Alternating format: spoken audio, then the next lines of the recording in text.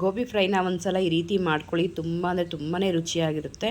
ಒಂದ್ಸಲ ಈ ರೀತಿ ನೀವು ಟ್ರೈ ಮಾಡಿದ್ರೆ ನಿಜವಾಗ್ಲೂ ಬೇರೆ ತರಕಾರಿನ ಬಿಟ್ಟು ಇದನ್ನೇ ಆಗಾಗ ಮಾಡ್ಕೊಂಡು ತಿಂತಿದ್ರೆ ಅಷ್ಟು ಅದ್ಭುತವಾಗಿರುತ್ತೆ. ಚಪಾತಿ, ನಾನು, ಪುಲ್ಕ ಅಥವಾ ಬಿಸಿ ಬಿಸಿ ಅನ್ನದ ಜೊತೆಗೂ ತುಂಬಾ ಚೆನ್ನಾಗಿರುತ್ತೆ. ಖಂಡಿತ ಒಮ್ಮೆ ಈ ರೆಸಿಪಿನ ಟ್ರೈ ಮಾಡಿ. ಯಾವ ರೀತಿ ಮಾಡ್ಕೊಳ್ಳೋಂಥ ಕ್ವಿಕ್ಕಾಗಿ ನೋಡ್ಕೊಳ್ಳೋಣ. ಮೊದಲಿಗೆ ಒಂದು ಪ್ಯಾನ್ ಇಟ್ಕೊಂಡು ಅದಕ್ಕೆ ಒಂದು ಸ್ವಲ್ಪ ಎಣ್ಣೆ ಹಾಕ್ಕೊಳ್ಳಿ. ಈ ಚಳಿಗಾಲಕ್ಕೆ ಪರ್ಫೆಕ್ಟ್ ರೆಸಿಪಿ ಅಂತಲೇ ಹೇಳ್ಬೋದು ಈ ಪಲ್ಯ ಅನ್ನೋದು ಅಥವಾ ಗ್ರೇವಿ ಅನ್ನೋದು. ತುಂಬಾ ಅಂದರೆ ತುಂಬ ರುಚಿಯಾಗಿರುತ್ತೆ. ಸೊ ಒಂದು ಸಲ ಟ್ರೈ ಮಾಡಿ.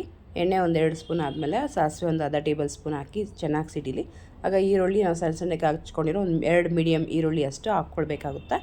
ಸೊ ಇದನ್ನ ಚೆನ್ನಾಗಿ ಫ್ರೈ ಮಾಡ್ಕೊಳ್ಳೋಣ.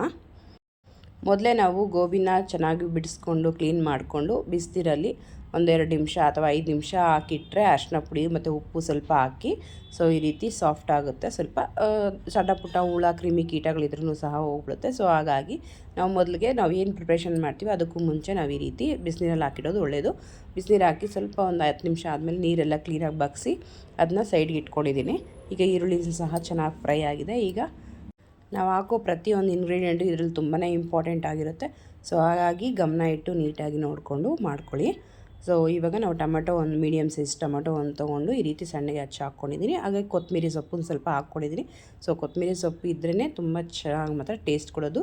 ಇದರಲ್ಲಿ ಮೇನ್ ಇಂಗ್ರೀಡಿಯೆಂಟ್ಸು ಧನಿಯಾ ಪುಡಿ. ಪ್ರತಿಯೊಂದು ಇಂಪಾರ್ಟೆಂಟೇ, ಬಟ್ ಧನಿಯಾ ಪುಡಿ ಸ್ವಲ್ಪ ಜಾಸ್ತಿ ಕ್ವಾಂಟಿಟಿಲಿ ಹಾಕ್ಕೊಳ್ಬೇಕಾಗುತ್ತೆ. 2 ಸ್ಪೂನ್ ಧನಿಯಾ ಪುಡಿ ಹಾಕ್ಕೊಳ್ಳಿ.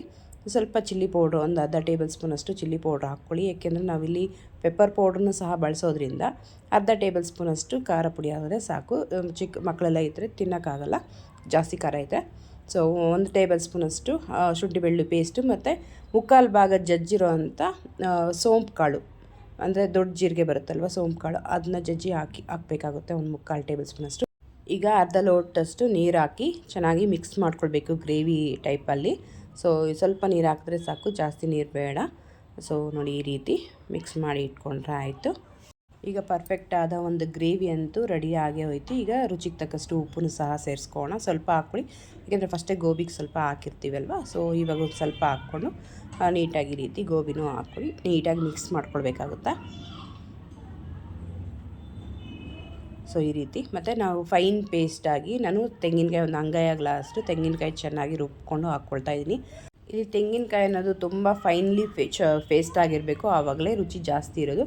ಸೊ ಈ ರೀತಿ ಮಾಡ್ಕೊಳ್ಳಿ. ಅದಕ್ಕೆ ಮಿಕ್ಸಿ ಜಾರ್ಗೆ ಸ್ವಲ್ಪ ನೀರು ಹಾಕಿ ಅದನ್ನು ಸಹ ಇಲ್ಲಿ ಸೇರಿಸಿ ಮಿಕ್ಸ್ ಮಾಡ್ಕೊಳ್ತಾ ಇದ್ದೀನಿ. ಫೈನಲಿ ನಾವಿಲ್ಲಿ ಸ್ವಲ್ಪ ಕರ್ಬೇವಿನ ಸೊಪ್ಪು ಮತ್ತು ಕೊತ್ತಂಬರಿ ಸೊಪ್ಪು ಹಾಕಿ ನೀಟಾಗಿ ಮಿಕ್ಸ್ ಮಾಡ್ಕೊಳ್ಬೇಕಾಗುತ್ತೆ. ಸ್ವಲ್ಪ ಹಾಡಿರುತ್ತಲ್ವ ಗೋಬಿ, ಅದನ್ನು ಸ್ವಲ್ಪ ತುಂಬ ಸಾಫ್ಟ್ ಆಗೋ ತನಕ ನಾವು ಇದನ್ನು ಬೇಯಿಸ್ಕೊಳ್ಬೇಕಾಗುತ್ತೆ. ಫೈನಲಿ ನಾವು ಇದಕ್ಕೆ ಬೇಕಾಗಿರೋ ಇಂಗ್ರೀಡಿಯೆಂಟು ಪೆಪ್ಪರ್ ಡ್ರೈ ಆಗಿರೋದ್ರಿಂದ ಪೆಪ್ಪರ್ ಪೌಡ್ರ್ ಮನೇಲೇ ಪೌಡ್ರ್ ಮಾಡಿ ಹಾಕ್ಕೊಳ್ಳೋದ್ರಿಂದ ತುಂಬ ಟೇಸ್ಟು ಮತ್ತು ರುಚಿ ಜಾಸ್ತಿ ಇರುತ್ತೆ. ಸೊ 1 ಟೇಬಲ್ ಸ್ಪೂನಷ್ಟು ಹಾಕಿ ನೀಟಾಗಿ ರೀತಿ ಮಿಕ್ಸ್ ಮಾಡಿ ಪ್ಲೇಟ್ ಮುಚ್ಚಿಟ್ರೆ ಆಯಿತು. ಒಂದು 5ರಿಂದ 10 ನಿಮಿಷದಲ್ಲಿ ನಮಗೆ ಸೂಪರಾದ ಒಂದು ಗೋಬಿ ಫ್ರೈ, ಅಂದರೆ ಗೋಬಿ ಪೆಪ್ಪರ್ ಫ್ರೈ ಅಂತೂ ರೆಡಿ ಆಗುತ್ತೆ. ಸೊ ಇದು ಚಪಾತಿ, ಪುಲ್ಕ, ನಾನು ಎಲ್ಲದರ ಜೊತೆಗೂ ಚೆನ್ನಾಗಿರುತ್ತೆ. ಖಂಡಿತ ಒಮ್ಮೆ ಈ ರೆಸಿಪಿನ ಟ್ರೈ ಮಾಡಿ ಹೇಗಾಗಿದೆ ಅಂತ ಕಮೆಂಟ್ ಮಾಡಿ. ವಿಡಿಯೋ ನೋಡಿ ಸಪೋರ್ಟ್ ಮಾಡ್ತಾ ಎಲ್ಲರಿಗೂ ನಾನು ಸ್ಪೆಷಲ್ ಥ್ಯಾಂಕ್ಸ್ ಹೇಳ್ತಾ ಈ ವಿಡಿಯೋ ರೆಸಿಪಿನ ಮುಗಿಸ್ತಾ ಇದ್ದೀನಿ. ಸೊ ಹೊಸ ರೆಸಿಪಿ ಮತ್ತೆ ಸಿಗೋಣ. ಅಲ್ಲಿ ತನಕ ಟೇಕ್ ಕೇರ್, ಬಾಯ್. ನಿಮ್ಮ ದಿನ ಶುಭವಾಗಿರಲಿ.